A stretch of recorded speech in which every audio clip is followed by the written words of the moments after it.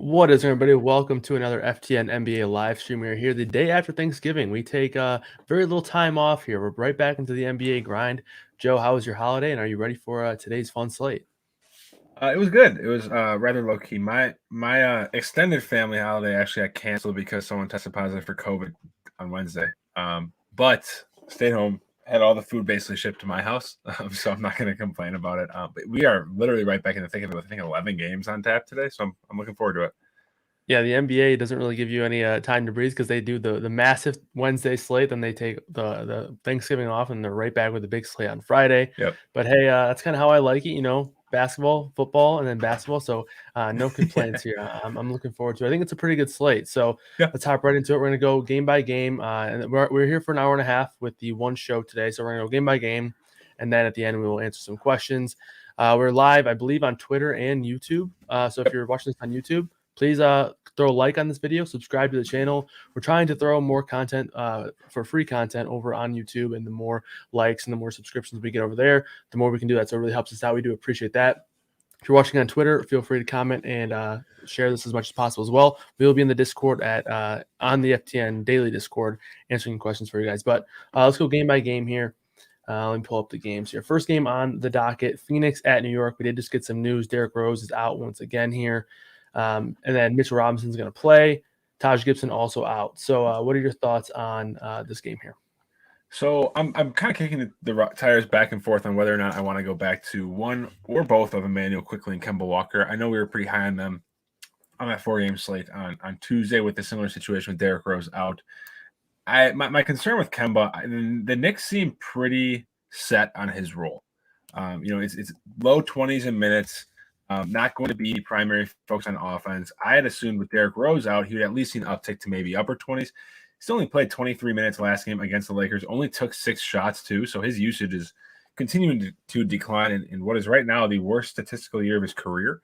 So if I'm looking at the Knicks, I still think Alec Burks is probably my priority with Derrick Rose out. He had 26 minutes, so his role similarly did not change in terms of playing time with Derrick Rose out, but obviously the usage bump off the bench. Derrick Rose is near 25-30%. That soaks up a ton for Alec Burks. 10 field goal attempts, and we know the permanent producer he's been just about the majority of his career. So if I'm looking somewhere in New York, I think Alec Burks is my starting point.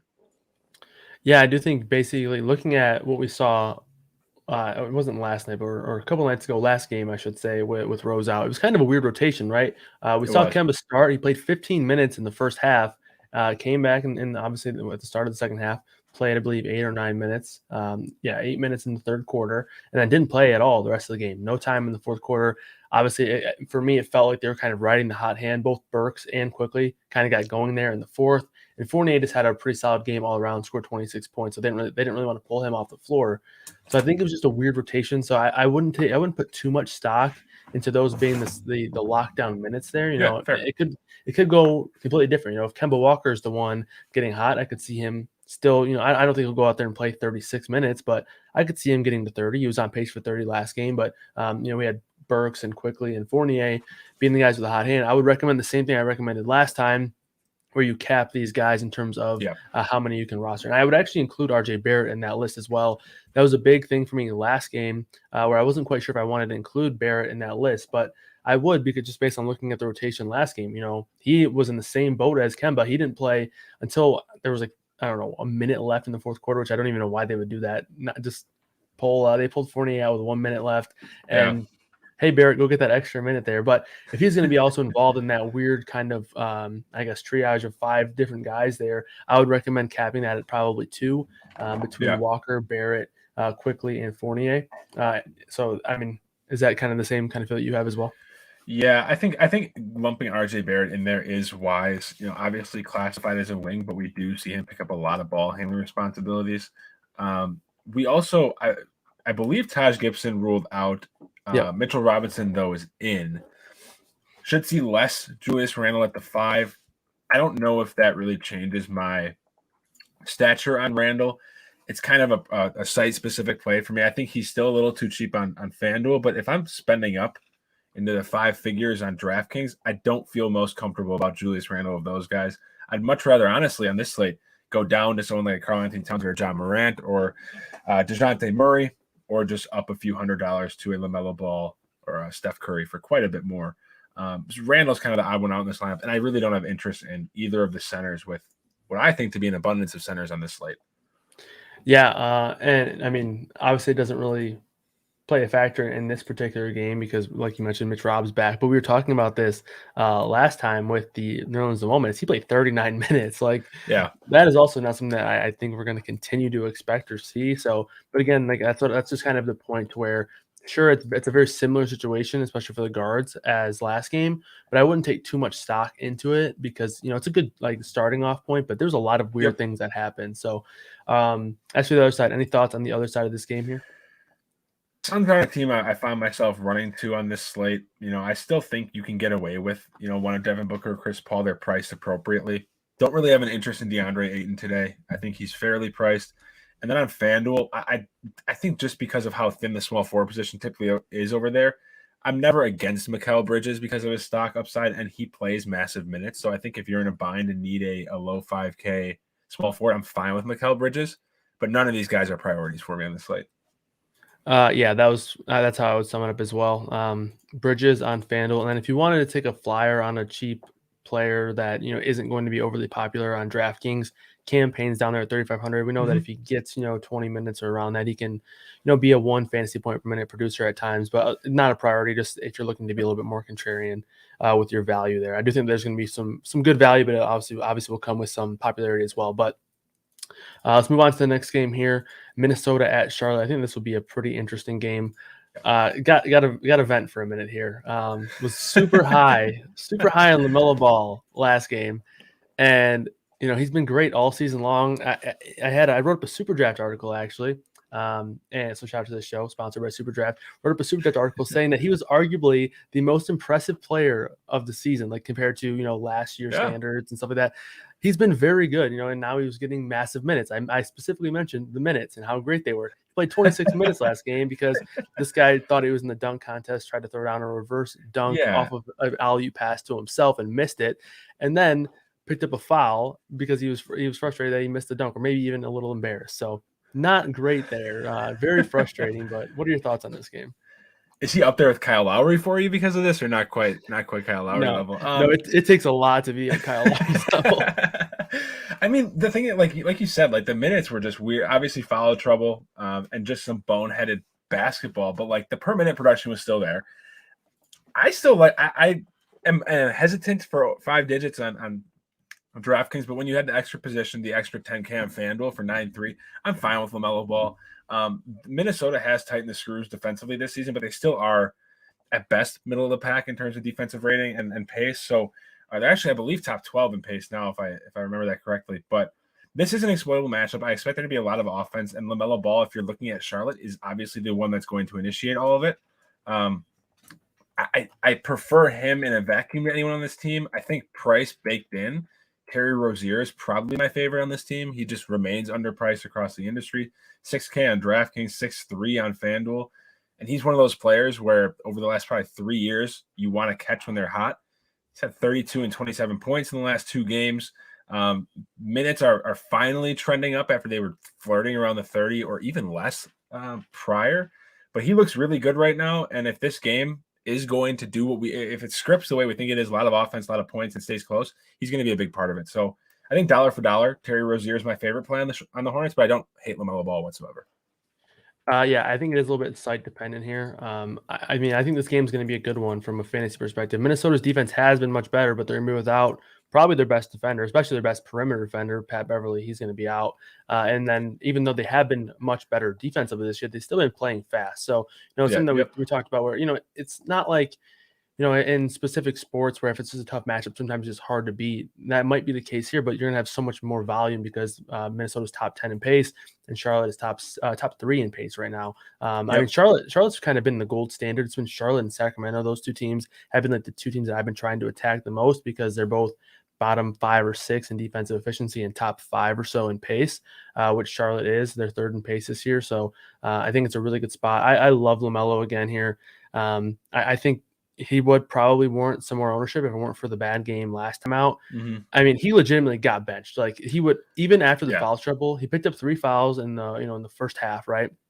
But when he got benched, I don't think he got benched because of the foul. He got benched because Borrego was pissed. Right, it was literally immediately after the dunk. And then in the third, he played like 3 minutes and then came out. It didn't come back until there was like 7 minutes left in the fourth quarter. So he it wasn't foul trouble didn't help. But that wasn't the reason why he didn't get 30 minutes. It was he legitimately got benched for the dunk attempt. And I don't expect that to be a continued thing. The one thing I'm worried about with Rozier is the ownership. He's not extremely high, but I do have him at about 20% on both sides. On an 11-game slate, that's a big number, and I do think that is because of the big game that he just had. And obviously, that big game is going to be more likely to happen when you have LaMelo Ball sitting on the bench for more often than he's going to be probably playing this game. I have him for about 34 minutes. I think he has upside for 36 to 37. So if Rozier is going to be sharing the floor more with LaMelo, I think his ceiling's a little bit more capped, and I think the ownership isn't really reflecting that. But I still think he is too cheap for his upside. I agree with you there, but that's the one issue that I have with him. What are your thoughts on someone like Miles Bridges? I have him getting some ownership as well, 18% on DraftKings, 12% on FanDuel. Are you getting there? And then now you can kind of translate to Minnesota as well. Yeah, I think Miles Bridges is always an interesting tournament play to me because he's still priced in an awkward area where outside of this slate, he doesn't ever draw a massive amount of ownership like an underpriced Rozier does, or even a 9K plus LaMelo Ball, but he correlates really well with LaMelo Ball particularly, and I think everyone that watches the NBA knows that. But in a game like this, that features a handful of uber athletic forwards, I think it profiles really well for him. Opposite of someone like Jared Vanderbilt, he should see 38, potentially 40 minutes in this game. He's a consistent double-double threat. His production has tapered off, and it's been a little more inconsistent lately, but that doesn't take away from his legitimate 40-point, 10-plus rebound upside. So I think if you want to get a little bit different with this game, I know the masses are probably going to be stacking the Minnesota side. You can get away with a Miles Bridges, LaMelo Ball mini stack and run it back with one of the cheap Timberwolves or even Karl-Anthony Towns. So speaking of the Timberwolves, we talked on Tuesday about Paul George's price at 9.2 on FanDuel. Karl-Anthony Towns is 8.8 on FanDuel. And that is the only thing right now preventing me from just going guns blazing and locking Nikola Jokic in, because I have a really hard time getting away from an 8.8 Karl-Anthony Towns against a front court that just bleeds production to centers. Yeah, I mean, the price on its own is very, very it's cheap, way too cheap to be frank. I mean, and then I mentioned this is kind of like my gold standard for matchups here, and like you mentioned, it does also prohibit good performances from big men, especially centers. So I do like Cat. And you kind of took the words out of my mouth. If it weren't for Cat, I would just be slamming Jokic into as many lineups as possible. There's not. I mean, there's some center options that are viable that are down in terms of the pricing, but it's Cat and Jokic for me. I mean, I have Cat playing 36 minutes tonight. I think he's going to have, I have him projected for a 28% usage rate. So, I mean, I think he's a very strong play. I think he'll have some ownership, which I think also helps make Jokic a bit more interesting because on FanDuel, you only get to play one center. He's going to be blocking some of those Jokic lineups, right? But overall, I think that there are a handful of strong plays from this Minnesota side. With Pat Beverly out, I think Malik Beasley is going to get some more time. He's 4,200 on FanDuel, 3,900 on DraftKings. We know that if he's on the floor, he's not going to be afraid to shoot. So I do think that pulls some usage away from guys like Edwards and D'Lo, but I'm not really worried about that negatively affecting them a whole lot. Edwards is picking up a good amount of steam, 21+% on both sides, 29 on DraftKings, and then D'Lo is right around 20 and 21 as well. If you had to kind of choose price considered between Edwards, Russell, and I guess we'll loop Beasley in there, who would you go with? If we're looping Beasley, I'm going Beasley of the three. I just think I don't want to say free square because I hate that term, but he just makes things fit. Yeah. Between the two wings, I'm leaning D'Lo right now from an ownership perspective. And when it comes down to consistency, D'Lo has been the more consistent producer, albeit Anthony Edwards has the much higher ceiling. But if the masses are chasing ceiling, I'm okay getting D'Lo for a fraction of ownership, less price, and just hoping for one of the Edwards off games where D'Lo outscores him by a few fantasy points. Yeah, I think that's totally fair. On FanDuel, I think I prefer D'Lo, where he's 500 cheaper. But when they're about the same price on DraftKings, I do prefer Edwards. I know he's going to be a little bit more popular, but I just think his ceiling is so much higher, like we saw last game where he went absolutely nuts. But I do think Cat is my priority from this team, and then especially on FanDuel, and then Beasley is just the one of the better value plays of the slate. Yeah, 100% agreed. All right, cool. Next game, Chicago at Orlando. Cole Anthony still out. And then Vucevic returned a couple of games. Was it last game on the 24th against so. Houston. Played 26 minutes, put up a double-double, 14 and 13. So some good production in a limited amount of time. I kind of struggle with getting a feel for how quickly they're going to be able to get him back to that 30+ minute range where he was playing prior to the COVID stint. He missed a long time. He was out 10 days.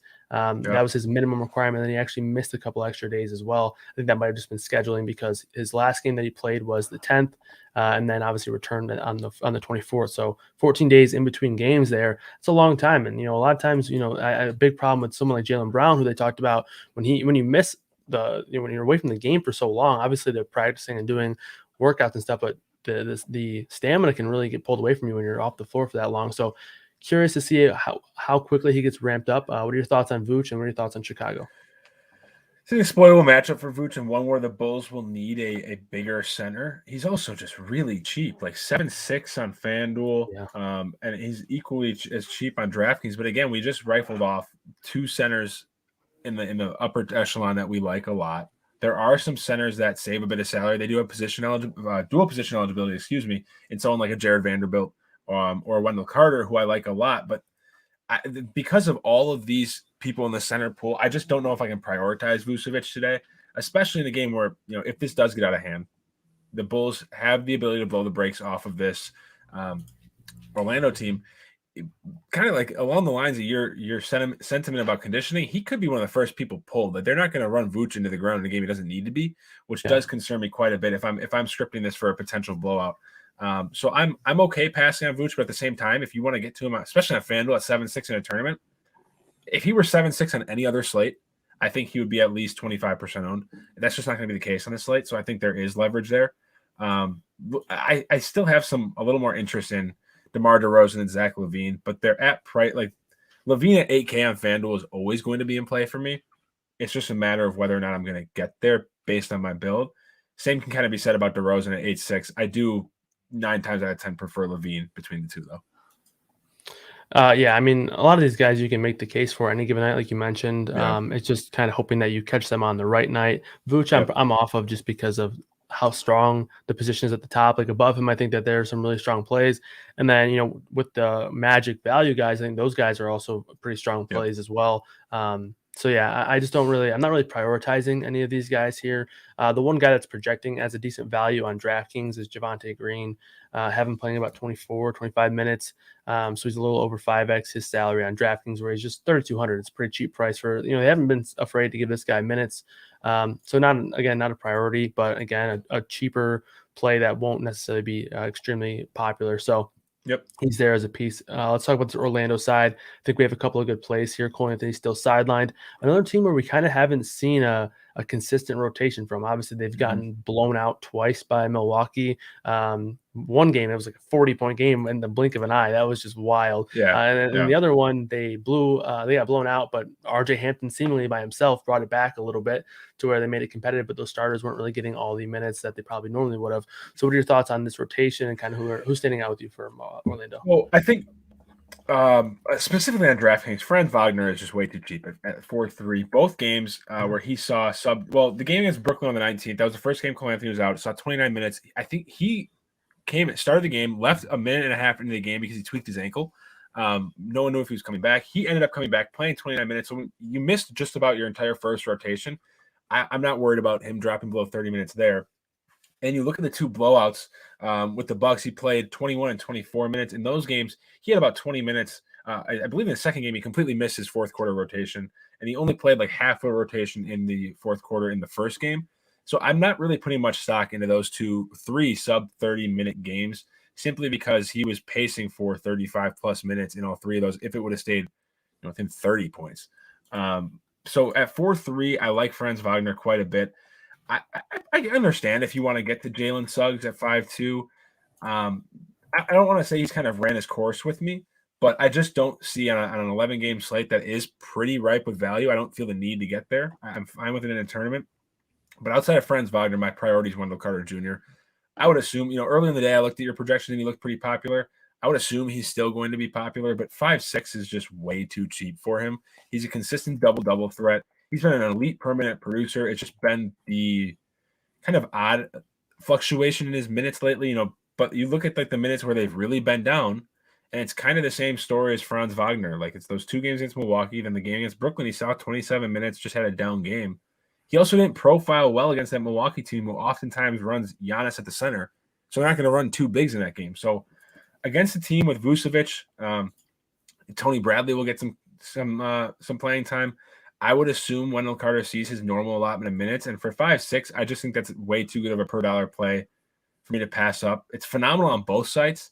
I actually find myself fading it more on FanDuel simply because of some other misprices at the power forward and center position. But I love the play on both sides. I'm a little less high on Franz Wagner on FanDuel, where I think he's above 5K at this point. Yeah, I really like Wendell Carter on both sides. Even when I don't have him, like I wasn't really that aggressive with his minutes, projecting for about 28 and a half minutes there, and I still have him projecting as one of the best values on the slate. And he's not one of those values that just doesn't really have a lot of upside, right? Like we know he has pretty significant upside, 35% rebound rate on the year, along with the 15% assist rate, which isn't anything that's massively high, but it's third on the team amongst players playing tonight with Cole Anthony's sideline. So it's really not that low either. And then obviously well over 1 fantasy point per minute so far this season without Cole Anthony on the floor. And you mentioned Franz Wagner. He's 5-1 on FanDuel, so I agree with you there. Much better play on DraftKings. But overall, I really like Wendell Carter. I do think Bamba is a pretty interesting contrarian center option if you're not playing Cat or if you're not playing Jokic, which I do think it's tough to not play those guys. But, maybe on DraftKings where you're only playing one of them. Bamba's only 6'4". I mean, all the things that we kind of said about Wendell Carter pretty much apply to Bamba as well. Consistent double-double threat, has massive upside. I mean, last game, I believe he had 18 and 12. And it was just one of those rare, weird games where Bamba didn't do anything on the stocks category, so he didn't really have a massive game. But 18 and 12, those are good numbers that you can live with if you're someone rostering Bamba. So Bamba and Carter are my 2 favorites. And then on DraftKings, I would loop Wagner in there as well. Anything else on this one? No, I think we're good. All right, that is it for the 7 o'clock games. We have an hour in between the first 3 games at lock and then the rest. 8 o'clock games, Washington, OKC is the first 8 o'clock game on the docket here. As far as injuries, we still have to monitor Shai Gilgeous-Alexander. They said he was going to be out yesterday or Wednesday, I believe, and then they upgraded him to questionable. I don't really have a feel on it. I mean, I guess him being upgraded means he has at least a decent chance. I don't think that they would upgrade him when he has no chance to play. So I guess he at least has a shot to play, but I don't really know if I would consider him a lock to play by any means. So I'm kind of just waiting and looking for that news there. But what are your thoughts on this one? That's kind of my sentiment too. Like if he were already out, we'd see Josh Giddey probably being one of the chalkiest players on the slate next to like a Wendell Carter. I think he's a strong player regardless, but I definitely want to leave. Like I don't plan by any means to have my lineup full of these 7 p.m. games, but I want to make sure I have more than enough to move around if SGA is ruled out, because Josh Giddey would then become one of my favorite plays. 1.5x on Superdraft 2 gives him a nice floor even if SGA plays, but his rates are absolutely – he's averaging 99 touches per game in the 2 games without SGA this year. Nikola Jokic led the league last year, and I think he averaged like 102. So the usage that and the amount of time that Josh Giddey has the ball is nuts this year. He's finished with near triple doubles in 2 straight games. It's not going to be like the most entertaining basketball. It's not going to be an entertaining game because it's the Thunder, but like at the end of the day, he contributes to the bottom line in a really effective way for his price. So Josh Giddey would become a priority for me if SGA is ruled out. Yeah, I totally agree. I actually saw he's one of 3 rookies to, I believe, in their first 20 games to have 100 rebounds and 100 assists. And it was LaMelo Ball and LeBron. So that's pretty good company to be in. 2 of them in the last 2 years too. Huh? Yeah. Yeah, that's kind of just how the game's changing there. And it kind of goes to show that LeBron's been doing it for a while, even though me and you, we're kind of on the same page with our LeBron love, I guess, or anti-love. But yeah, and that's still a very good production. Obviously, that bodes well for his fantasy production because even if he isn't necessarily getting it done with the scoring, he can get it done plenty of different ways. So I also would really like Giddey. I like Giddey either way, actually. On FanDuel, he's only 6'2". The price hasn't really moved for him at all this year. He's kind of been in between like 5'5" and 6'2" like all season. And even the past few games when Shai's been going in and out, he's still been 6,200 pretty much the whole time. And I do think that this news, I'm assuming it's going to carry past lock or at least close to lock. I think they could keep his ownership down as well, which is pretty interesting. So Giddey is definitely my priority. On FanDuel, I have him projecting as 5x value, whether or not Shai plays. So as for DraftKings plays, JRE is projecting fine, and Bazley's projecting a little over 5x, but they're not really priorities for me because they're not quite super cheap. But if they're your last man, I don't hate it. Are you getting to anybody on the Washington side of things? I'm personally really only getting exposure, or not even exposure, but like in terms of my model, the only person that's really popping at all is Gafford. He usually always pops in my model. My model really likes him, but it's a spot where I'm just not going to get to him just because of how strong center is. And even if I do save at center, I think there's going to be some better options later on in the slate. So I'll probably hold off on Gafford. That's kind of exactly. I'm in lockstep with you. Like Gafford has the permanent ceiling to absolutely smash, and at some point this year, he's going to absolutely erupt. And we've seen it before. But like, I will keep playing him in a lineup tonight. To me, because of the loaded center pool that I keep harping on, it's just not the night. And Beal's price keeps coming down on FanDuel, and it's really, really intriguing. But at the same time, like this is a different Washington team. He doesn't have that 37% usage rate he had last year. Kyle Kuzma, as much as people don't want to admit it, is playing good basketball, and so is Spencer Dinwiddie. So I'd much rather get to guys cheaper than Bradley Beal than him at 8.8 on FanDuel on the slate. So if I was playing one, it would be Gafford, but I have no problem fading this team on this slate. Yeah, I totally agree with Beal. I mean, I think that he does still have that. We know that he can still go out and score 40 points any given night. And then his increase in peripheral production, he's averaging over 5 rebounds a game, nearly 6 assists. The assist numbers have actually looked pretty good, 7 or more in 3 of the last 5 games, including 2 games with 9 assists. So the peripheral production has been pretty solid. He just hasn't really had that massive scoring eruption. Like last year, we saw him go for 50, I think 2 or 3 times. Then we went for 62 once. So like, obviously Bradley Beal is he's one of very few players in the NBA that can do that. We haven't really seen it this year. The most he scored in the game was 36 real points, but we know that's in him. Just haven't quite seen it. So I don't mind taking shots on him, hoping that, in a matchup against OKC, whose defense has been average this year, I don't mind taking a shot in hopes that tonight is that night. But on to the next game, Toronto at the Pacers here. Anunoby is still questionable. It did seem like last game he had a decent chance at returning, but he was inevitably ruled out once again there. Kem Birch is going to be out again. And then I believe, was there one more piece of news that I think that we had in this game? Looks like, Watanabe is he's questionable with injury management.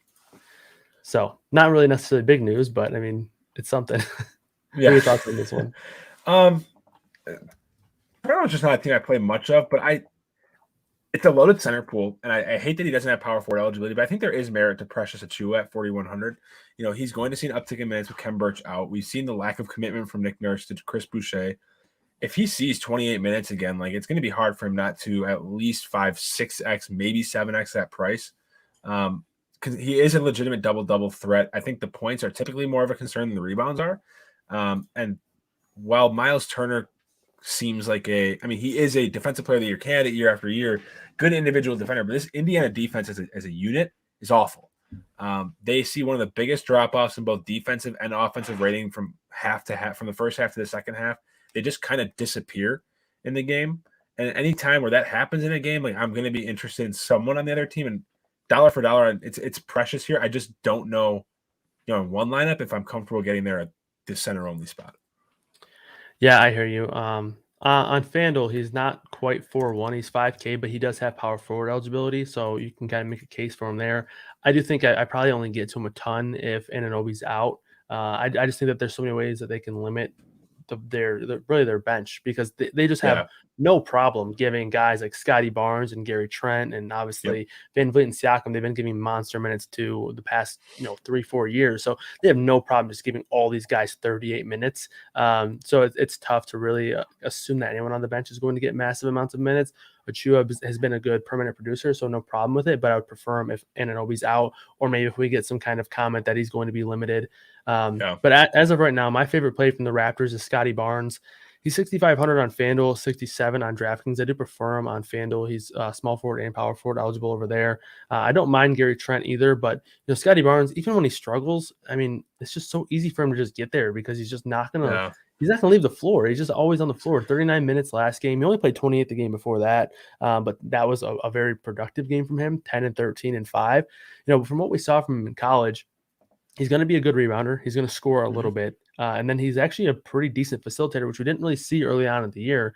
And then he kind of hit his stride in terms of being able to facilitate a bit more. So I do think that he's going to be a guy that produces in all the categories. And at 6'5" on FanDuel, a guy that's going to play 36 to 40 minutes a game. Like I really like him here. Yeah. And the ownership isn't really going to be too high. I'm at about 6% right now. What are your thoughts on the Pacers? Pacers, Malcolm Brogdon is still priced at a point where I'm more than happy to play him. Yeah. Definitely not a priority, but his role this year is kind of like a do-it-all. Like he's going to play a ton of minutes. The 46 last game obviously included the 5-minute overtime, but the man still played over 40 minutes. Consistent threat to score. Like he's a double-double threat. His assist numbers, they've been down a little bit lately compared to what they were in the beginning of the season. I'm not, when I say it's because Karis LeVert came back, it's not because Karis LeVert is taking over a facilitator role, but even when he's on the court for those, anywhere between 15 and 30 minutes that he's been on the court, he just sucks the ball away from other players. But I like, if I'm choosing someone on this team, it is Malcolm Brogdon, simply from a price point and consistency. I'm not getting to Sabonis even at 8.8. He's been much worse than we've seen in years past. He's been consistent over the last couple of slates, but again, I'll keep harping on the center pool. He just can't be a priority for me here. And then until we see a consistent role out of Karis LeVert, I just can't feel comfortable getting there. And then obviously Chris Duarte with those three healthy, 4-1 is really, really, really cheap. The minutes are still, he has the probably mid-20s, but that usage is going to be absolutely non-existent with those three other guys on the court with him. So it's really just Brogdon or bust for me for Indy. Yeah, same here. On his own, Turner projects okay for me on DraftKings at 6K, but again, just tough to play him because of how strong the center position is. Brogdon, I think, is going to be fairly chalky on FanDuel, having about 28% right now. On 11 game slate, that's a big number, but I do think 7.2 is probably way too cheap for him there. You mentioned Sabonis. I think he kind of summed it up perfectly. The consistency has been there the last three slates where he's scored 39 or more FanDuel points, 39, 40, and 45. And in the 2 games prior to last game, he did those in limited minutes against New Orleans. 45 points in 21 minutes, 40 points in 26 minutes.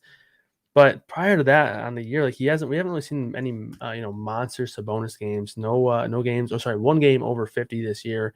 So he's been pretty consistent, kind of the natural Sabonis there. On FanDuel, I like him more because you can play him at power forward, and 8.4 is too cheap, but not necessarily a priority for me. But he is going to be fairly contrarian, so I don't necessarily hate it either. All right. Anything else on this one? No, I think we're going to move on. All right, so this one is going to be a pretty interesting game in my opinion. Atlanta at Memphis, obviously getting to see Ja Morant and hopefully Trey Young. I know he's probable, but you never know. I mean, I'm assuming he's going to play as of now, but he is on the injury report for whatever that means. But Ja Morant versus Trey Young, I think that'll be pretty interesting. Always some good TV to see there. D'Anthony Melton, questionable. Does sound like Dylan Brooks is going to play once again. I was kind of interested to see where he would fall. It did seem like they were kind of bouncing him in and out of the lineup after missing the first almost month of the season, but he's off the injury report, so it sounds like he's going to play. Bogdanovich is on the injury report, questionable with that hamstring injury that's seeming to be bugging him all year, but I don't think he's missed any more than 1 game this season, so it sounds like he's also going to play. So that's really the big news. Obviously, DeAndre Hunter is going to be out for a while. So what are your thoughts on this game here?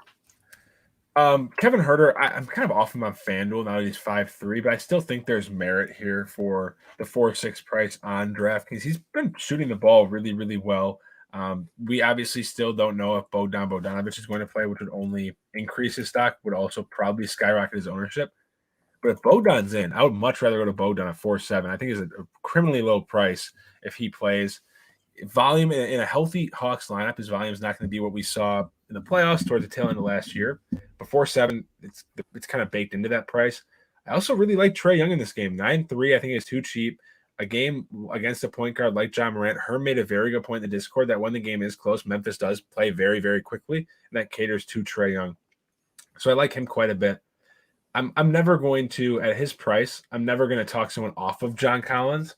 I think he has a lot of upside. I'm not quite getting there on FanDuel at 7.8, but at 7.3 on DraftKings, I think he's a very solid play. Same can kind of be said for Capella, but again, that center pool, it just doesn't have me looking his way on the slate. Yeah, I mean, I think you summed up pretty well. I pretty much agree with everything there. Again, Capella, a guy who's on FanDuel projecting decently on his own, but tough to get to him. And maybe if you're doing 150 lineups, you can get to him here and there. But for me on the Atlanta side, it's pretty much just Trey Young, and then I don't mind getting to Bogdanovich if he plays. We know that he's dealt with some consistency issues recently in terms of not annoying us when we roster him, but we do know that he has the potential to go for 35 plus. We saw it last game, 18 points, 5 rebounds, 3 assists, 2 blocks, and 1 steal. So he can do those kinds of things. He's only gone for 30 or more FanDuel points 2 other times this season. But I mean, when you're talking about rostering somebody under 5K, you want to at least know that they can go out there and score 30 plus. Or else it kind of feels like a waste rostering those guys. So to know that Bogdanovich is one of those guys that can do that does help. I do really like Trey Young. I do think the point guard position is very, very strong, led by John Morant. LaMelo Ball's in that category. But I think that's going to lead to lower ownership for Trey Young. And we've seen a really solid usage rate this year. With DeAndre Hunter off the floor, he's at a 35% usage rate this season. I don't know if that's necessarily directly because Hunter isn't playing or if it's just Trey Young is just naturally getting more of the load here. But lots of usage for Trey, a ton of minutes. And obviously we know that he has those massive ceiling games like we saw last game. So I really like Trey Young, and I think he's going to be fairly low owned considering how strong the point guard pool is. I think the point guard and the center position is so strong today that you really don't want to get it wrong, but it's also going to lead to some other plays potentially being a bit lower owned. So let's hop over to the Memphis side. What are your thoughts on this one? I love John Morant on this slate. I think 9.6 is a very, very reasonable price considering his performance, and I don't think people are going to get there on this slate. Atlanta has been playing a little bit faster than we saw last year, and they also have not been the defensive unit that we saw last year. They currently 18th in pace, so it's a slight pace down spot. But again, if Memphis controls possession and controls the pace of the game, they're not going to pace down. So I like him quite a bit. He's my go-to on this Memphis team. I think you can still get away with Desmond Bane at 5.5. I just don't know how much more room for upside there is there with Dillon Brooks now expected to be back, who at 5'9" is interesting in his own right. If he'll get at least 25 minutes. He's going to shoot the ball. If he gets hot or approaches 30 minutes, I think he could very easily smash value. Outside of there, though, like Steven Adams at 4.4 is really, really cheap, but his role is just about diminished. So I'm kind of just prioritizing Morant, and then if I really want to get there, Brooks or potentially Bane. Yeah, I mean, I totally agree. I think Morant is definitely my priority. I do like Dillon Brooks as a secondary play. I prefer him if I'm not rostering Morant, and I'll give Dillon Brooks. I'll increase my interest in him a little bit, but I mean, he is at about a 30% usage rate, not a ton of time on the floor. Obviously, he's dealt with a lot of injury problems this year, but he's going to be a guy who has no problem controlling the ball and getting his shots up. But I think you made a pretty solid point. The one guy that I'll point out on DraftKings, which it's kind of a discussion point there because he's pretty popular, 21% projected ownership right now for Brandon Clark. I'm going to rerun the update here in about 10 minutes or so and see if the Sacramento news impacts that at all. But that's a lot of ownership there for Brandon Clark. Yeah. Have him at 21 minutes. He is projecting as a strong value, almost 6x for me. He's another guy who always projects pretty well in my model. But I mean, that's a lot of ownership for a guy who I don't feel safe with his minutes at all. No, I don't either, like whatsoever. I mean, I understand part of it that he's a very strong permanent producer. He always has been. If you look at his minutes this year, the 26 minutes he's seen in the last 2 games, you could argue it seems kind of fluky given how thin this rotation has been without Dillon Brooks and DeAnthony Melton. If DeAnthony Melton came back, I would have a little more. And not Dillon Brooks, I would have a little more confidence in Brandon Clark. But Dillon Brooks coming back shifts that lineup down, sends Kyle Anderson to the 4 more than the 3. I don't know if this is a value on this slate with so much value that I feel comfortable getting to. Yeah, I mean, I would like him if he wasn't popular, but with him being so popular, I think that doesn't really sit right with me. 100% agreed. All right, anything else in this one? No.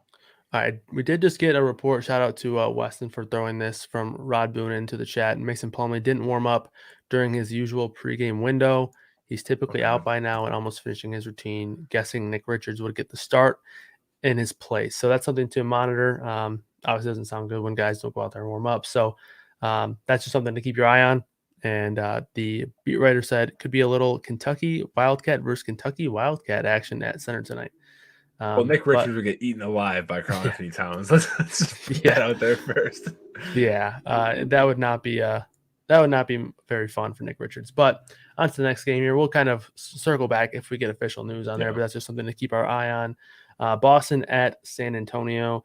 DeJounte Murray, man, he has been awesome. He was one of my favorite plays last game, and there was one reason why it was so tilting that LaMelo Ball did that is because I had so much DeJounte Murray at sub 10%, and it was right there sitting next to LaMelo Ball, and it was just so frustrating. But a little bit of injury news here in the San Antonio and Boston side.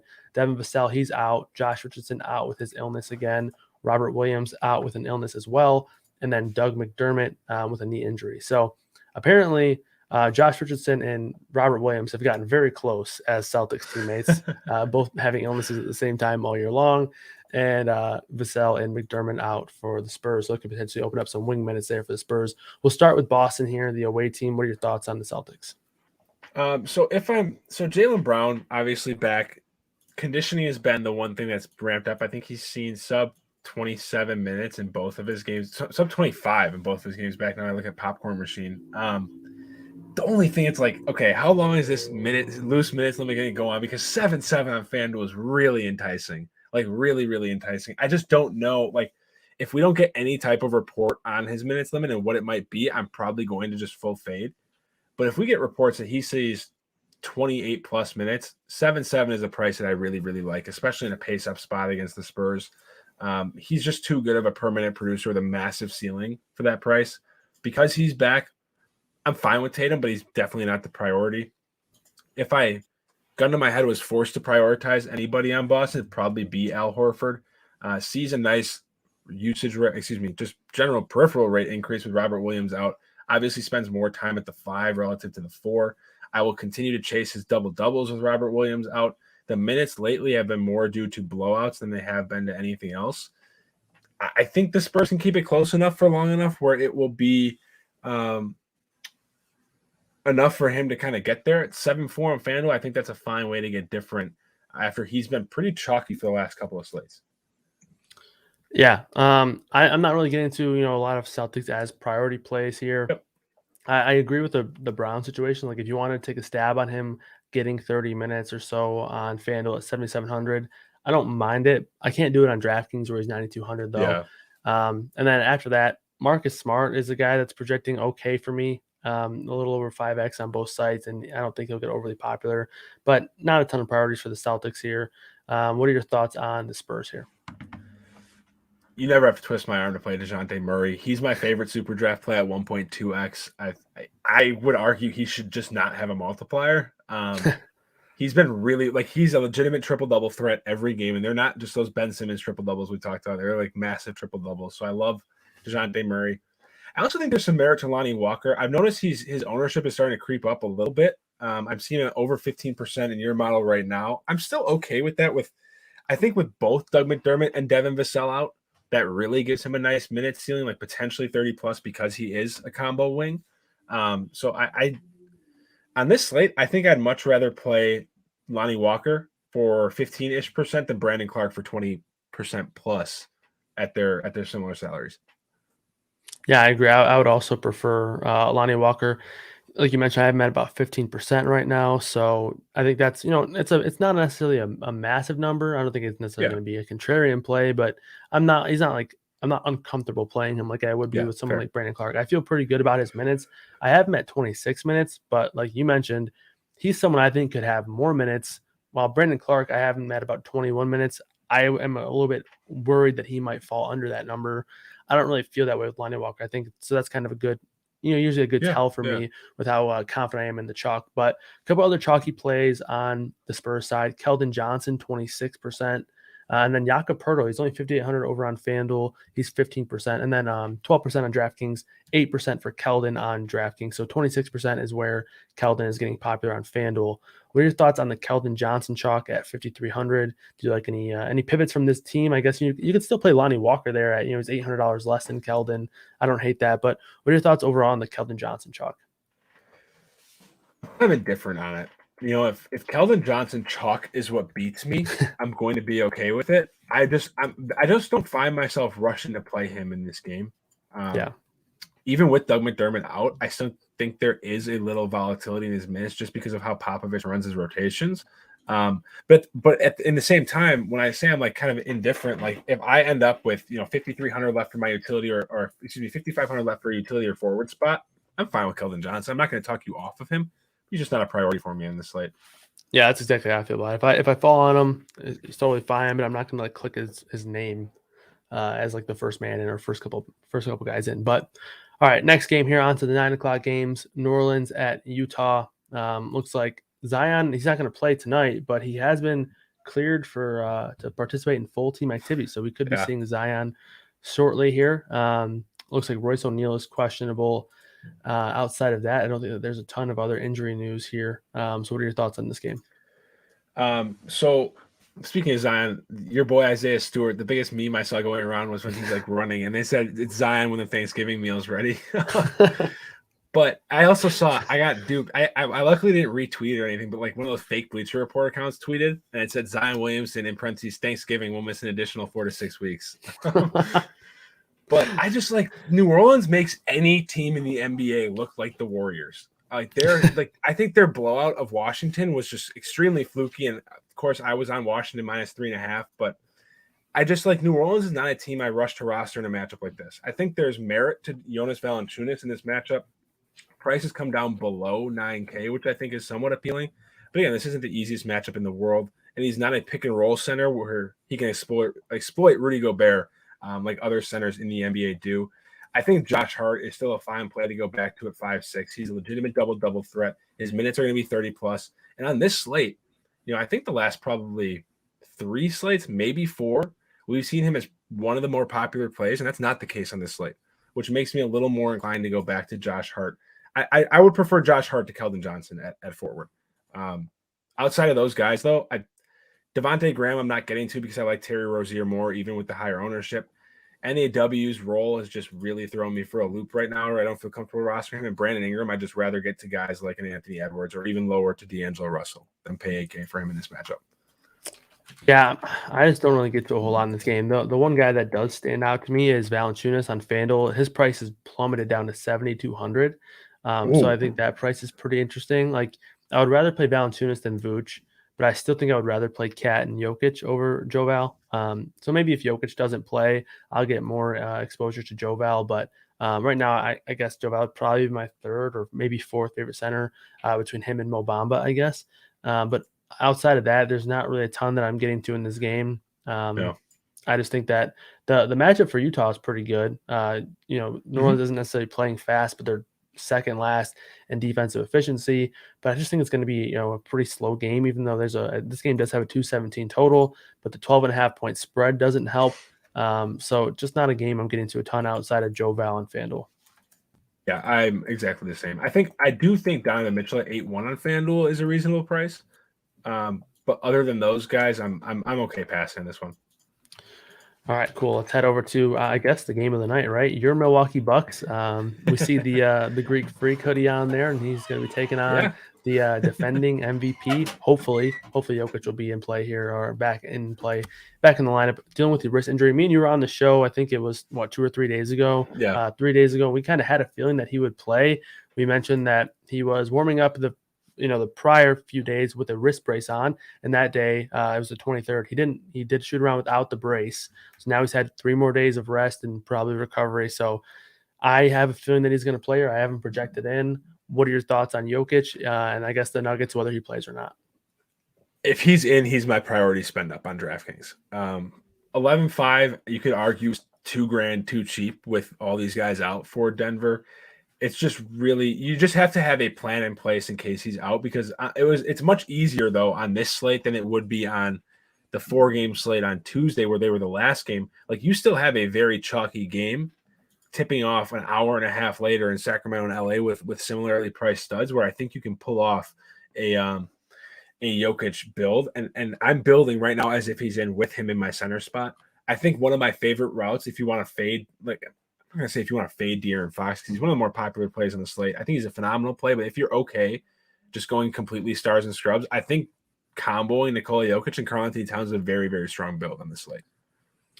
Yeah, I mean, I think that's definitely in play. And you made a really good point. The 4-game slate, and I think you brought this up in Discord. You're like, oh, now I'm stuck leaving $2,000 on the table on that 4-game slate. because you had nowhere to pivot to. But now it's not really going to be a problem because you have some guys behind him that are expensive that you can kind of fill that salary. And then in the same game, you have Giannis. So, I mean, worst case scenario, I don't think you're going to be complaining if you have to play Giannis, right? Correct. So I think that there is more flexibility on this particular slate than last slate to where it makes Jokic an even better play and even more, I guess, likely risk to take. So looks like we got some news here. D'Anthony Melton's probable, so he's going to play. I had him projected in, so that won't change here. Okay. And then Okogie is available to play. Okay. So I think that's pretty much it for the new news. Terence Ross is going to play. And, is he? Okay. Yeah. And Abdel Nader. I don't mind Terence Ross as a value play. I think to your point about like Giannis and Jokic being the same game, I think the smart way to build is just plug Giannis in right now at like the center spot and have like a 2v2 pivot where you can have $700 basically to spare. If Jokic is in, just move down from Giannis to Jokic and upgrade somewhere else. That's the way at least I'm building right now.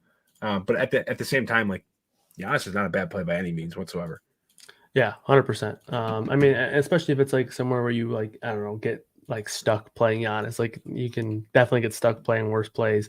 We did get the Wolves starters, D'Lo at the 1, Edwards, McDaniels, and Vanderbilt in the starting lineup, and then Towns obviously at center. So kind of what I expected. I think McDaniels and Vanderbilt are fine values actually.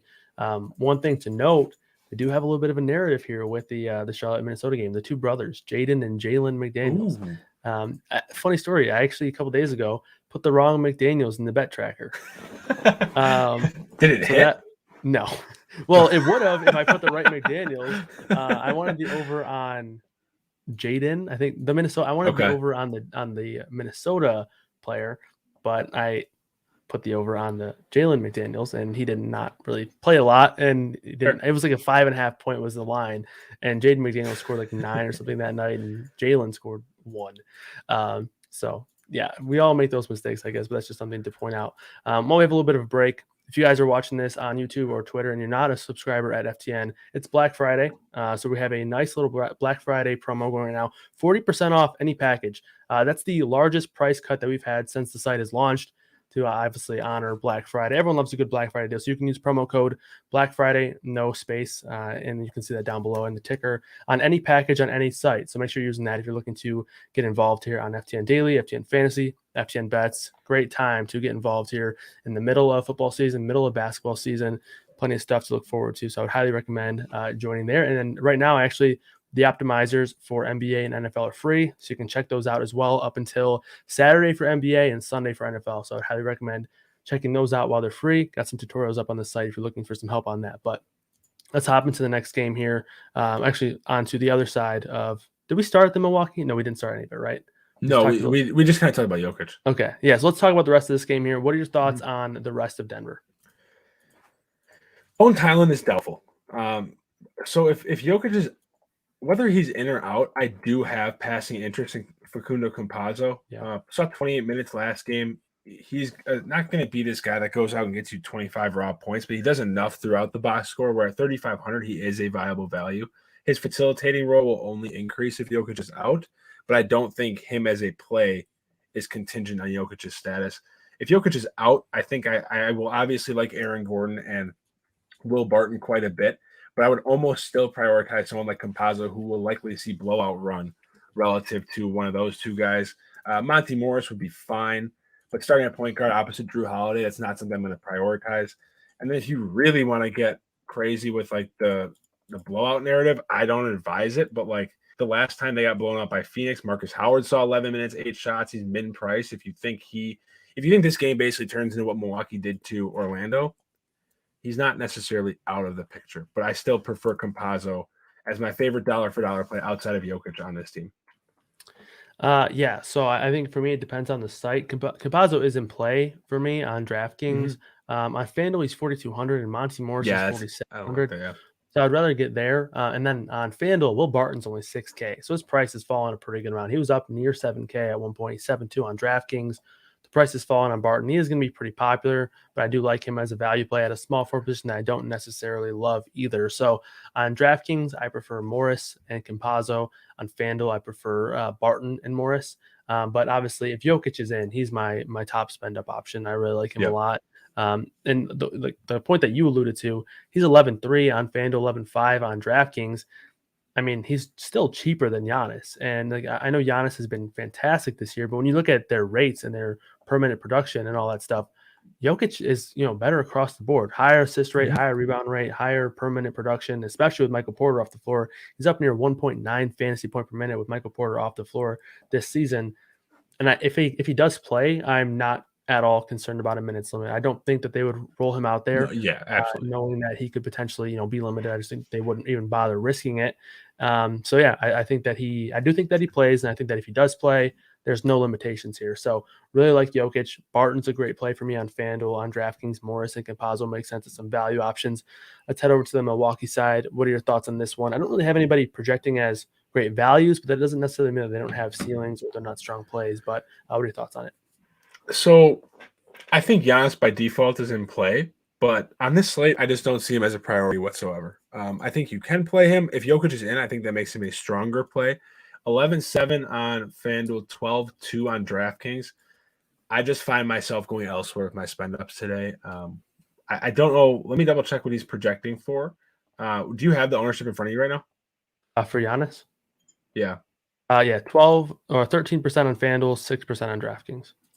Okay, see, the 6% on DraftKings makes him very appealing. Anytime you can get Giannis that low owned, because it's very few and far between on the slates that you can, it's intriguing. My favorite Bucks player on FanDuel is Bobby Portis. I still think 6'5" is too cheap. He has a role whether or not this game gets out of hand.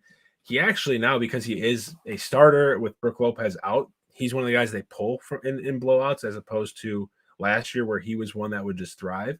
But he's got 4 straight double-doubles. He's averaging 19.8 points, 10.8 rebounds over his last 5 games. Whether Jokic is in or out, I love Bobby Portis, specifically on FanDuel at power forward as a per-dollar play.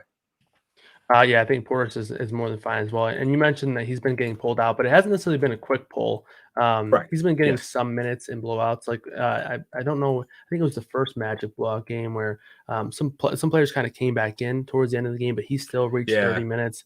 So I think that there's still ways that he gets 30 minutes in blowouts. Couple pieces of news: Shea's going to play, so SGA is in. Okay. He's going to start. Mason Plumlee is officially out, and SGA will not have a minutes limit. So it sounds like we're going to get full Shai Gilgeous-Alexander. So does that give you any interest in SGA at all? I mean, I think he's fine. But I think he's fine, but for me, like the point guard pool, and I guess a lot of those guys you can play a shooting guard as well. They're just it's just so strong. Like I would rather use that salary to get to someone like Trey Young or John Morant or LaMelo Ball. So nothing against Shai. I don't think he's a bad player or anything, but just not a priority for me. And then what about PJ Washington now with Mason Plumlee out? My concern is obviously the minutes. He played 1 game in the last month, and he only saw 6 minutes because of injury. But he's really, really cheap. Where if they come out and say like his minutes limit is gone, I think there's some merit there. I'm not going to prioritize him, but at 4.9, is he still doubtful though? Let me see. I've seen PJ Washington's in. Yeah, Washington's in.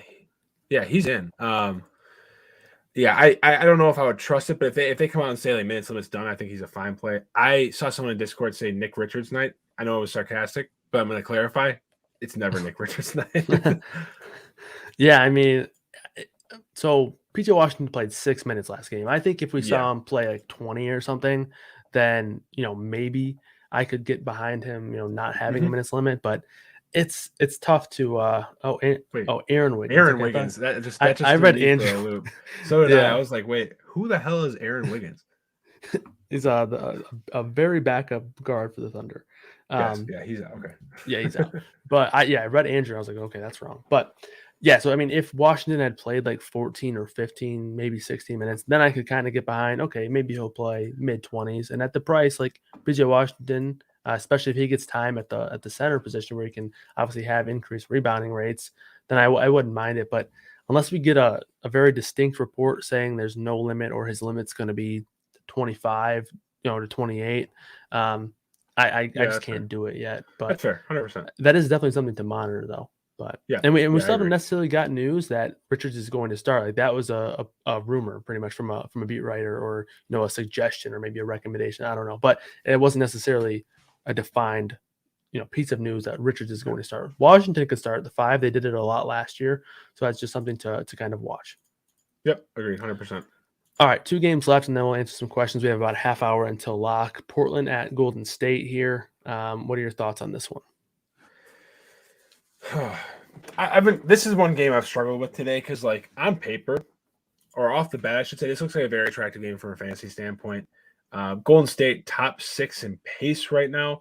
The problem is they are one of the best, arguably the best defensive team in basketball this season. Portland, on the other end, slower than they played last year. They're 16th in pace. Damian Lillard's finally coming around, but does that continue against this this Golden State defense? I don't know. I think the Damian Lee and Andre Iguodala being out does open up some potential value on the Warriors side, whether it's Otto Porter, Bjelica. And then I think you can make a case for Steph or Damian Lillard, but I don't have as much interest in this game as I initially thought I would this morning when writing the first look. I don't want to go too off base, but we just did get news on Charlotte, like literally right after I mentioned that we didn't get news. And PJ Washington starting at the 5, not Nick Richards. So that makes things interesting. Interesting. What do we think that does for his minutes? Like, I mean, he could still come out and play 17 minutes. We just don't know. So the way I think about it is that pretty much puts a floor of like 16, 15 to 16, because I assume at least 3 rotations. The first one obviously at the start of the game, and then at the end of the second half, and then at the start of the second half. So if we don't get any kind of report on a limit or some kind of idea of where they're going to play, I think right now I'm going to put him at like 24 minutes. Interesting. Yeah, I don't mind him if that's what we're going with. I don't mind him as a very contrarian value. Yeah, and then if anybody sees any reports and you throw those in Discord, feel free. I'll be looking on Twitter. Yeah. But that is something that's definitely going to, we talked about it right off the bat. He's too cheap for a guy who we know can be a 1 fantasy point per minute producer, especially when he gets to play the 5. And then this again helps Karl-Anthony Towns. We're getting a guy who, PJ Washington, not a natural center. He's more of a stretch forward. He can shoot from the perimeter, not necessarily the biggest body. So I think that this is also an upgrade for Karl-Anthony Towns. Yep, I 100%. I mean, no one has enough size now to defend him whatsoever. So, I mean, as Herm alluded to in the Discord, like, Cat Moon game was always going to be here. This just amplifies it. Yeah, for sure.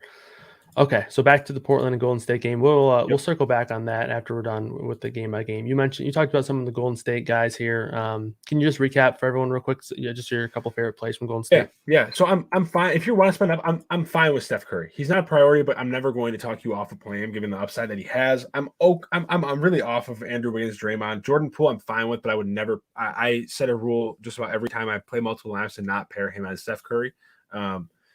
And then values, I think Otto Porter and Bjelica are interesting values with Damian Lee and Andre Iguodala out. They're not necessarily priorities, but they're viable pivots on Sacramento, Atlanta, and Orlando right now. Yeah, I pretty much agree with that wholeheartedly. I would not Steph, Wiggins, and Poole. I would make them a group, saying limit that to one of those 3, just because if one of them gets really hot, like we've seen Poole, if he gets really going, then it really hurts Steph too. I mean, obviously Steph has plenty of ways he can get there now. He's got 34% assist rate on the year, almost a 20% rebound rate, so he's been very good. But there's been games where Poole has massive usage rates as well. So I wouldn't recommend rostering any more than one of those guys together. I am fine with Steph if you're building a ton of lineups. But for me, there's just so many point guards that are just cheaper than him. You buy $1,000, $2,000 on both sites that I just like more. On DraftKings, he's obviously better there because he has the upside to go out and hit 1,000,000 threes and get all those bonuses from those threes. But he's 11-4 over there, so now he's the same price as Jokic. So I would prefer Jokic, but never against playing Steph. I just think that there's some better plays there. And after that, Otto Porter's the guy that I like the most. Again, another guy who I don't necessarily feel great about his minutes. I do think that he will get some more there with Iguodala and Lee out, but I don't know if he'll go out there and play 28 to 30 minutes. I have him at 21.5 right now, but so he's just so cheap to where he can kind of pay off that value in little time. Another guy who's been a good permanent producer. As for the Portland side, I don't really have interest in anybody except for Dame. I think Dame's fairly interesting just because he's going to have no ownership, sub 10% on FanDuel, 1% projected ownership right now on DraftKings, 1 or 2%. So very low. We saw the Nurkic Moon game last time out where he had 14 points and 10 rebounds in the first quarter. So that was pretty interesting. But for me, it's mainly just interest in Dame, and it's really just light interest pretty much. But what are your thoughts on the Trailblazers? I agree, lockstep with what you said. I think Dame's still too cheap on FanDuel. We did just get news. Trey Young now a game time decision. Cool. That's a downgrade, right? Yeah, and Anunoby just got ruled out. Okay. That makes me like Scottie Barnes quite a bit on FanDuel specifically. Sorry, I have like underdog cheese all over my phone. So Trey Young, Bodan was always going to be a game time decision, but Trey Young, they have said probable all day. So now this is obviously something to monitor. That game locks at an hour after lock, I believe. So we probably won't get that news until post lock. Are you doing anything in terms of your lineup? Do you think you'd build with him in or out? Like, are you now trying to get one of like Kevin Huerter or someone as a placeholder? I think that really makes it difficult to build around Trey Young because I mean the only issue is though like with it having to really worry about it is you have John Morant in the same game, so worst case scenario you can just plan for that swap. But if you wanted to play both of them, that's obviously not ideal. But you also have LaMelo early on, and you have LaMelo locking at 7, who I do really like. So obviously I would have to prioritize LaMelo over Trey Young now. But if Trey Young's out, Bogdanovich is a great play, Reddish is a strong play, Huerter is a really good play. So there is definitely news that you want to keep in mind. But we already talked about some guys that are in the Memphis game. We talked about Dylan Brooks. We talked about some guys in the Golden State game, even the Milwaukee game and the Denver game that are in that price range to where you can kind of make those pivots and kind of keep those thoughts in mind. But that's kind of my thoughts on it.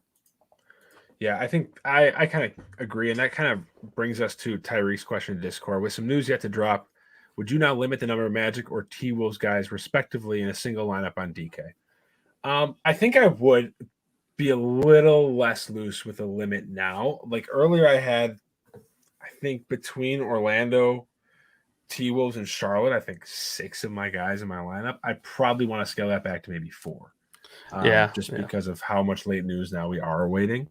The other question I have for you with OG being out, we didn't really hit on Pascal Siakam. He's only 7.9 on FanDuel. Does that do anything for you, or do you still prefer Scottie Barnes from a per dollar standpoint? Yeah, I think Siakam's definitely in play here. He's a really strong player. I'm bumping up his minutes a little bit as well. I mean, Anunoby being out, that's like 35, 34 minutes that you're taking away. And Siakam, like you mentioned, super cheap on FanDuel. I still think I prefer Scottie Barnes slightly. I do too. Just because he's like obviously over $1,000 cheaper, and I do think that they both have ceilings in this game. So I still prefer Barnes, but Siakam definitely in play. I think Van Vliet's fine too. I would put Van Vliet third behind those. Actually, I put Van Vliet fourth. I actually like Gary Trent Jr. a little bit as well. But what are your thoughts on? Let's move on to the last game, and then we'll circle back on some of these questions. I'm gonna let you talk Sacramento and LA. I'm gonna update the projections, and then we'll circle back once you're done wrapping this game up. Yeah. So looking at this game, like off the bat, it's going to come in as probably the most popular game on the slate. With now Rashawn Holmes out, Harrison Barnes out, the Kings already underpriced on top of a pace up spot with the Lakers, who are top 3 in pace and bottom 12 in defensive efficiency. Spot can't really get much better. I think De'Aaron Fox is far too cheap, and he's a priority for me across the industry, especially with Alvin Gentry's comments last slate that he wants to have 100 plus shot attempts per game. He wants to push the pace and the tempo. Bodes well to DeAndre Swift. Jesus Christ, De'Aaron Fox. I think it also bodes really well to Buddy Hield, who is one of the best transition 3-point shooters in the NBA. The pace, people don't typically think about Buddy Hield as a player that plays full court basketball. Most of his 3-point production is in the transition. So I think Buddy Hield, especially on FanDuel at 5.3, is a priority for me. And there's Marvin Bagley. He's been in the rotation, but he's really re-entered it in these 2 games under Alvin Gentry, 11 and 18 minutes, gone up as we've seen throughout the games. With Rashawn Holmes out, I do think that they're going to need a little more offense than Chimezie Metu is able to provide, especially against the Lakers. Timothy Metu has also been a DMP in both the games that Alvin Gentry's coached so far. So especially on FanDuel, 3.6 for Marvin Bagley. He's my favorite power forward 2 on the slate. I also at 4.2 think he is a very, very strong value play on DraftKings. Yeah, I think it's very clear that there was a very clear discrepancy in the overall outlook on the team. As soon as Luke Walton left, Metu went from starting to not playing, and then Bagley obviously ran to the rotation more consistently. And I also think that Harrison Barnes being out also helps Bagley as well. Yep. I will say that there's a lot of guys here to where they can do different things. They can play Damian Jones, they can play Metu, they can play Thompson and Len, and they can play Harkless at the 4. They can basically just give Harkless Barnes' role. And I wouldn't be too surprised by that. I do have Bagley for about 23 minutes, which is more than enough on FanDuel at 3,600 and definitely enough at 4,200 on DraftKings to where he's definitely in play. And he's not really registering as a ton of chalk. I think that I'm going to run some updates here and see if that changes. But yeah, he's a guy that I definitely have a lot of interest in. Davion Mitchell, I love tonight, especially on DraftKings at 3-4. And then you mentioned Buddy Hield. I do think he's going to be very popular, 28% on DraftKings, 28% on FanDuel, 31 on DraftKings. But if you got to him, I wouldn't necessarily hate it. But I think there's a lot of really good plays here.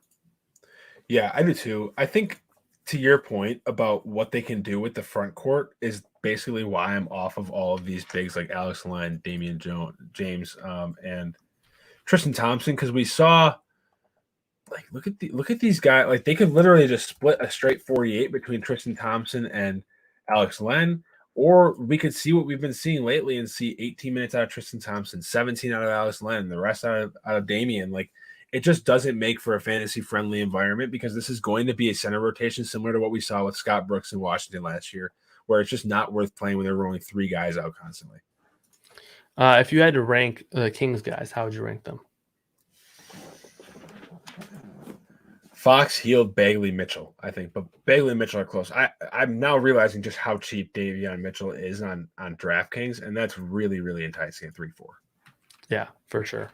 McMillan says that, okay, Trey Young and Bogdan are warming up, but they're game time decisions. So that does sound like, they're warming up, so it sounds like they're going to play. But again, definitely tough to feel confident in it with that news. Yeah. What are your thoughts on the Lakers side of things here? So I think if you're running, I am running a lineup. Each of my single entries have 2 Kings, no Lakers. But I think if you do go with 3 Kings, you'll want a Lakers bring back. Also, for its worth, it is Malik Beasley's birthday today, so I'm just put that in Discord. But I think if I'm looking at Lakers in this matchup with the Kings now, I'm prioritizing Anthony Davis if I'm going with one of the studs. I don't think anyone in this front court will stop him. I think they will cause foul trouble left and right. And I think Anthony Davis is still going to be the alpha in this offense. And LeBron continues to talk about how the offense runs through him. LeBron himself, 10-5, I just have no interest on DraftKings. 9-9 on FanDuel, I think is fine as a contrarian play in this game environment. Same with Russell Westbrook at 9-9. But these guys, to me, are by no means priorities. Yeah, I agree. I think I'm more so using them as late swaps if I have to off of the Jokic news, but Yep. I mean, just with all these guys there, I know prior to LeBron getting hurt, Russell Westbrook's per minute production was under 1. Yeah, it was bad. Yeah, it was very bad. They just don't play well together. Davis would be the pivot, I guess, if I had to choose one off of Jokic. But let's go through some questions here. If you see any questions, feel free to. I'll let you look through questions here, and then I'll get these projections updated. Cool. More of a risky play. PJ Washington or Marvin Bagley? I would say Bagley's a riskier one. I do too. Let me scroll through. Any news on Trey? He is a game time decision, but he is warming up. Locking Malik, no troll. What do you think? I'm assuming that's Malik Beasley, not Malik Monk. If it's Malik Beasley, I'm okay with it. I think even not starting, like that lowers his ownership, and I like him quite a bit. Like there are close to 30 minutes avoided from Patrick Beverley being out, and Malik Beasley was already seeing mid-20s. I think he can still approach 30 minutes in this game. Herm is saying he's going to go overweight on DeJounte Murray and swap a chunk of that to Trey if he's in. And then he's going to swap a bunch of Hield to Bogdanovich, Herter, or other Hawks guards if he's out. I do not have interest in fading the Timberwolves. Yeah, I think the Timberwolves are probably my favorite team to target on this slate. Like, I think I guess you can say all starters plus their 6-man right now are very, very viable. Yeah, I agree with that 100%. Precious or Kevon Looney, that's Precious for me. Same. Max Metz play of the day. Ooh, we did not. I'll have to go wake him up. I'll have to shoot him a text and see what's going on. I want to say Nikola Jokic, but with Max's string of luck this year, that would rule him out. So I want to hold my breath before that. So I will get to a Max Metz play of the day as I'm editing my lineups right now. Let's see. Keep firing the questions away. I'm gonna go to YouTube quick and see if we have any. If I have Fox, Cat, and Healed, would you rather play Fox or Edwards? I think all 4 of those guys are going to be somewhat popular, so I don't think ownership will play a part for me. If you have Cat, I think I would rather play Fox than Edwards. If I'm reading it right. I think I would prioritize Fox if I have Cat. Yeah, I agree. PJ Washington, FanDuel Cash. I can't recommend PJ Washington Cash, no. I think you're better off finding the extra money to get up to someone like a Wendell Carter for 5.5 in cash games. Yeah, I mean, one thing to note is like it's not like PJ Washington's cheap for what we saw that he's able to do last year, but it's not like he's like mega cheap, like where like like FanDuel like forgot that he was going to return or something. He's still min price, so you can like still find that salary to get to someone like Wendell Carter. I think that's a great example there. But after that, I wouldn't hate it. I mean, you can still play him at power forward, so I wouldn't hate it actually. But I would agree. I would rather get to someone like Wendell Carter. I'm just waiting for more questions to roll in while I'm finishing up my lineups. Let's see on YouTube. Best way to pick players on Superdraft new to the site. That's a good question. I just think you need to make sure you actually like it can get very easy when you start playing Superdraft to be like, holy shit, I can fit all of these guys into one lineup. This is amazing. But like at the end of the day, I try, and it seems like common practice to aim to get like 60 out of each player. More often than not, like a lot of these guys mispriced at 1.2x, 1.5x can be much more valuable than guys priced at that 1x. So if the individual who asked that question is still watching, I wrote up my Superdraft 3 pillars. It was DeJounte Murray at 1.2x, Bobby Portis at 1.5, and Josh Giddey at 1.5. I'm more off of Giddey now, where he's still a solid play, not necessarily priority. I've replaced Giddey with De'Aaron Fox for 1.25. Yeah, and in the projections table on FTN Daily, there if you go all the way to the right, I know sometimes depending on how big your monitor is and all that stuff and the browser, it gets cut off, but all the way at the right, I have Superdraft projections. So my projections multiplied by the multipliers. So, and a lot of times the guys, like you'll see guys who are 1.3, 1.2, like those guys will actually top the top projected players. I'll run through some of the top names today. Not quite the case because Jokic is at the top, but the top 5 or so is Jokic, Morant, Giannis, LaMelo Ball, Trey Young, Karl Anthony Towns, Miles Bridges is right there. They're not a guy who projects all that great normally, but 1.3x really helps. DeMar DeRozan right behind him, so you can use that table over there to get a good feel for it. Yeah, I like that. $4,100 guard on DK. I said Malik Beasley. If you don't have him, which I assume most people do, but I think 3,900 is just a little too cheap. Where am I going? There we go. I see several people typing. Let me double check YouTube. We're good on YouTube. I'm just going to wait to see what scrolls in. What do we think of Marvin Bagley? How many minutes do you say you have him for? 23, I think I put him at. I think he's a fine value. I'm not going to say he's like uber strong. I think I prefer him on FanDuel where he's 3.6, but I still think he's a very, very viable play. Yeah, for sure. There's some risk involved because, like I mentioned, they have so many guys there that they can throw in there and do different things, but he's definitely in play for me. I like it. If running one lineup in a single entry, would Edwards or Beasley be a priority for you at all? So someone just asked in Discord. Beasley would be. Yeah, I think I would too. I mean, I don't think you need to have Beasley, especially depending on the site. Like on DraftKings, he's a much better play. But yeah, I would say I don't think Edwards is a priority, but I think Beasley could be considered a priority just because of the value that he brings. Yeah, I agree. Do we still like Josh Giddey tonight? Someone asked us. I still like him on FanDuel. On DraftKings, I believe he's 6'6", so I think he's fine. But I still like him on FanDuel. Not a top play anymore, and I would prefer someone like Will Barton on FanDuel, but still definitely in play. Ooh, here's a Will Barton or Scottie Barnes. Oh, that's a good one. I think that is tough because Will Barton's 6K flat. Yeah. So I actually have them both projected for 32 points. Barnes is 32.1 and Barton is 32.8, and Barton's cheaper. So I guess Barton, but Barnes is going to have a lot less ownership. So depends on the idea that you're trying to use behind the lineup. Fair, very fair. Someone said, would I trade Giannis for Jokic if I were the GM of the reigning champs? Nope. Giannis won a ring. Jokic couldn't do that. So I'm would not do that. Donnie Mitchell's thoughts. Price remains low, although he struggled to beat it much of all of this season.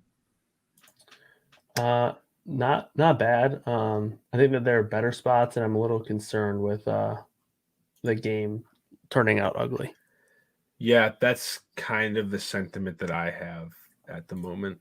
Any love for Gordon Hayward tonight? He's not a guy that I'm getting to a ton, no. Okay. Wendell Carter or Buddy Hield?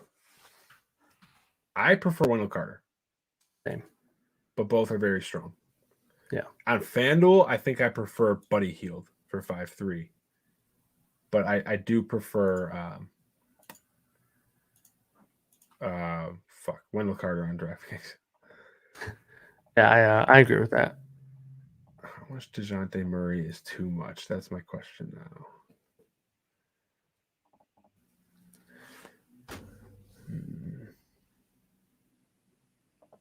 I think I'm just gonna go all in on DeJounte Murray tonight again. Our friends Wagner and Wendell Carter okay in single entry. Yeah, I think they are. I think they're actually going to be a very, very popular duo in single entry. Yep, I agree. Ricky asked if Nuggets would trade the entire Pistons lineup for Jokic. Of course they would. Are you kidding me? You get to get Isaiah Stewart. LeBron can't beat that guy. So LeBron's scared of him. LeBron is legitimately scared of him. What are the odds that LeBron sits tomorrow? They play the Pistons again. I know. That's a good question. He's definitely gonna, unless his abdomen just starts flaring up all of a sudden. Hey, he ended up on the injury report again yesterday. Yeah, that's right. I think they're setting it up. Oh, it's a Sunday game. Blah blah blah. We'll just sit him down. We don't need it. Meanwhile, he's shaking in his boots in LA. He doesn't want any smoke. Someone just DM'd me. Oh, this is a good question. Nikola Jokic and Malcolm Brogdon or DeJounte Murray and Karl-Anthony Towns on FanDuel. Oh, in my single entry have Murray and Towns. In my single entry, I had really good question. In your single entry, of what? It's Jokic and Brogdon. Yeah. Oh man, that's hard. I think I would prefer that one slightly, but it's close. Yeah. Let me go look at FanDuel. Oh wow, Brogdon's only 7.2. Yeah. Wow. Oh man. That is close. I think those are both very, very strong duos. I agree, yeah. How does Trey being out impact DeJounte? Don't they play each other? No, DeJounte plays Boston, Trey plays John Morant. And I don't think Trey being out really affects anyone defensively because he's so bad. What did you say on one of our early shows? You said Trey Young can't defend a broomstick. Yeah, I'm not wrong. But yeah, I guess that's a little aggressive. John Morant is definitely not a broomstick, so I think John Morant will be just fine tonight. Yes. It's Davion Mitchell night. I think you could say that. I like Davion a lot on. He's really cheap on DraftKings. Yeah. And then I just ran the optimal lineup right now on the optimizer on FanDuel, and there was 3 Kings. 3 Kings. I have 2. And one was not Marvin Bagley. This is on FanDuel, but Tyrese Interesting. Halliburton appeared in the optimal lineup. I'm gonna run it again right now and then see if it changes at all. I'm gonna see if I want Bagley over Wendell Carter. I don't think I'm going to, but might just do it.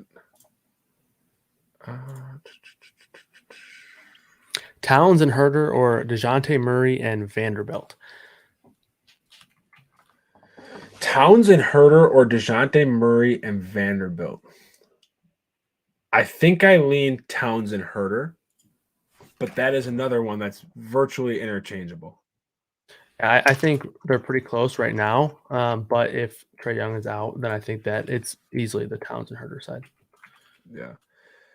God, the thing is now I have 3 Kings in my single entry, and it's one of them Marvin Bagley, and I just like 3 Kings in anything just scares the shit out of me. But I'm gonna do it. Yeah. I need to finish my FanDuel or Draftkings. Here we go. Let's see. Term saying his chief concern with DeJounte's blowout. I actually don't think this game. The Boston's not a team we've seen blow teams out. Spurs have been scrappy enough. At the very least, I think DeJounte gets a full 3 quarters of run, probably if at least one rotation in the 4th quarter. That's my estimate. Yeah, I think that's fair. We should probably clarify this. JT or Looney with Wiggins out. Wiggins is not out. That's Aaron Wiggins is out. Yeah, Aaron Wiggins. Aaron Wiggins from OKC. Someone said in my Discord DM, JRE or Vanderbilt. Vanderbilt for me. Vanderbilt, but I think JRE is a strong play. I do think he's going to come back down to earth a little bit, though. Yeah, I agree. Dame Edwards or Cat and Brogdon on DraftKings? Dame Edwards or Cat and Brogdon? I agree. I think that the Dame Edwards side will be very, very low owned, though, so that's interesting. Yeah, but I think Cat and Brogdon is the more optimal side. Yeah, I agree. Man, I keep looking at Brogdon's 7.2 price now on FanDuel. I can't do it. Giannis, anyone? I'm like, the thing is, if you get Giannis at 7%, dear Lord, I'm more than okay with that. I just don't know. I don't think you need to prioritize him. Yeah, I mean, it's one of those nights where I think that there's so many spend down options, like not necessarily spend down, but like mid range options, like 8 to 9K players that have such high ceilings, especially at point guard. Yeah. That if Giannis doesn't have a big game and Jokic maybe doesn't have a big game, like there's plenty of guys on the slate that can match what those guys do. And not obviously Giannis and Jokic can go for 75. Like I don't think Morant will do that, but like let's say Trey Young and Bojan will both play, so they're both in. So good to get that news prior to lock. 2 minutes until lock. Your boy, Keita Bates Diop is going to start for Doug McDermott. Oh, fun. Someone just asked me Josh Hart or Wendell Carter on DraftKings. I hate the matchup for Josh Hart, so I lean Carter, but I think there is merit to Josh Hart if you want to play the ownership game. Yeah, I think playing it by ownership is fine, but like the optimal pick, I guess, would be Carter for me. Yeah, I agree. Why is Portis the second best box? Slate aside, why is Portis the second best option for the Bucks now? He's only healthy. No one else is healthy on this damn team. Drew's still getting up to speed. Someone said I'm very intrigued by Jakob Poeltl, Wendell Carter Jr. or Poeltl. That's what Kruger's just said. Carter for me because I mean on FanDuel you can play him at power forward, so that's why I prefer him there. Yeah, I think I'm actually gonna fade him on FanDuel. I'm kind of scared too, but I think Poeltl's a fine play on DraftKings where, like you said, he's gonna be half the ownership. So I get it. Don't get me wrong. I understand the play. Just don't necessarily think you need to do that. Yeah, 100%. 15 seconds till lock. Oh man, I don't even know what my lineup is. I should probably figure that out.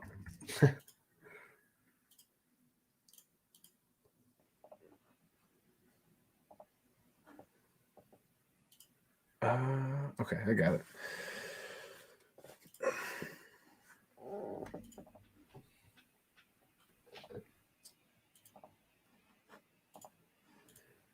you want to do any ownership stuff? Yeah, why not? Let's do it. All right. We'll get out of here in the next 5 minutes or so. We'll do some ownership stuff before. I will actually I'll let you pull up the Draftkings stuff, and then I'll try to look around on FanDuel to see if we can find any of the key names. Let me cool. Let me go to contests. I hate that you can't download the CSV from FanDuel. It would make like just even like a lot of stuff that we do for the site, like content wise, would make it so much better. Like that's why a lot of content is just so steered towards DraftKings, because you have all that data that you can use to research and like learn. Yeah, exactly. Let's see here. Why can't I find it? The 400K fadeaway.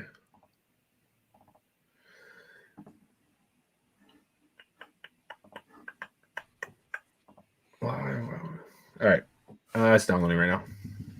All right, cool. I'll talk about some FanDuel stuff because I rostered 3 guys in my main lineup that were in the first game, or in the first few games. Karl-Anthony Towns was one. This was in the Monster on FanDuel. What would you guess? Karl-Anthony Towns. We talked about this, how the center position can kind of shake out weird because of Karl-Anthony Towns. What do you think his ownership is on FanDuel in the Monster? In the Monster, 25, 36%. Wow. I mean, he's only 8'8". Like that's just dumb. Now I'm curious to see where his own like in like the $7 one was, but and then so I rostered Wendell Carter, PJ Washington, and Cat in those. So what do you think those 3? I mean, you already guessed Cat. So what do you think Washington and PJ Washington, Wendell Carter? I'm gonna guess like 40, maybe more. He was 58. Okay. Wow. 43% in the clutch shot. So the $7 FanDuel lineup. Karl-Anthony Towns was only 23. So in the high stakes, Carter and Cat were much more popular. What do you think Washington fell at in the high stakes? 12. 18%. Or no, 16%. Sorry. Okay. All right. So I'm fine with that number. I have the ownership up for the fadeaway, 400K fadeaway on DraftKings. Who do you think the number one owned player is? I have to go through and see the games that locked. So I'm gonna guess Wendell Carter. He's number 2. This is going to surprise you. Oh, is it Malik Beasley? No, he's number 3. Wow. He's a Timberwolf. D'Angelo Russell? Russell is 8. Anthony Edwards number 1? Oh. Yeah. Yeah. Okay. 44%. Wow. That's high. That is really high. That is really high. It's like 15% above what I thought it was going to be. Yeah, that is. Let me see where I had him at. That is the definition of someone who got steamed because of I mean, I had him at 24%. That's FanDuel. 20% higher. That's crazy. It's 100% because of the game he just had. Yeah. Yeah. So I had him at 27% on DraftKings. 23 for Russell, 24 for Malik Beasley, 19 for Cat. Okay, so Cat, he's 20.8. Malik Beasley third at 32%. Wendell Carter second at 34. Terry Rozier fourth at 28. Franz Wagner, or then it's fifth. Cat at 20. Franz Wagner 20. D'Lo 17. Vanderbilt 16. Miles Bridges got up to 15%. Jalen Suggs 11%. I like LaMelo Ball at 9.4. PJ Washington 5%. I like that. That's where I would really, really like PJ Washington. I also think Zach LaVine 3% is great. Alec Burks 3% is fine. Interesting. You said Bagley was, not Bagley. Washington. Carter was 33 or 34. 34.3. 34.3. Okay. I had him at 34. Protected ownership, so it's not too bad. Not too bad at all. Ooh, we have a good. When we head off the chat, we just got Isaiah Stewart's press conference about the incident. Oh, I can't wait to listen to that. I'm gonna play that on repeat until I go to sleep. Beautiful. Jay Carp asked if the FanDuel Monster entry was 444 today. It was actually 777, so a big one tonight. Oh, I like that. Yeah. Cool. But once I saw that it was 777, I had to play it because 2 years ago I played in 7. I won the 777 one time, so I got some good voodoo. You have to play it then, yeah. Yeah. So I had to play it. But appreciate you guys all for tuning in. Again, if you're watching this on YouTube, please like the video, subscribe to the channel. We're trying to do a lot more free content, do these free streams more often. So the likes and the subscribes really help us able to do that. So, and again, Black Friday is today. So use this promo code that you can see at the bottom of the screen on the ticker, 40% off using promo code Black Friday off any package on any site, whether that's fantasy, bets, daily, FTN data, all 4 of those sites, you can get 40% off any package. That's the biggest price cut that we've ever had. So I would highly recommend getting on that. And optimizers are free up until Saturday for NBA and Sunday for NFL. So if you're looking to get in on those, it's a great time to start. So appreciate you all for tuning in. We'll see you next time. Good luck, everybody.